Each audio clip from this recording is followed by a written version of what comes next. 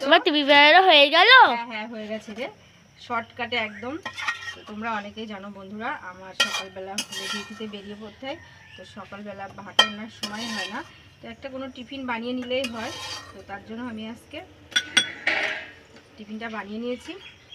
এই যে বানিয়ে নিয়েছি, সয়াবিনটা হালকা একটু ফ্রাই করে নিয়েছি, আর এর উপরে এবার একটু টমেটো, কাঁচা লঙ্কা, শসা দিয়ে দেবো, আর দিয়ে দেবো একটু টক দই,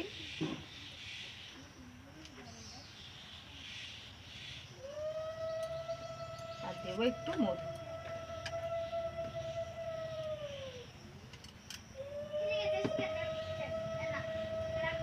আমার টিফিনটা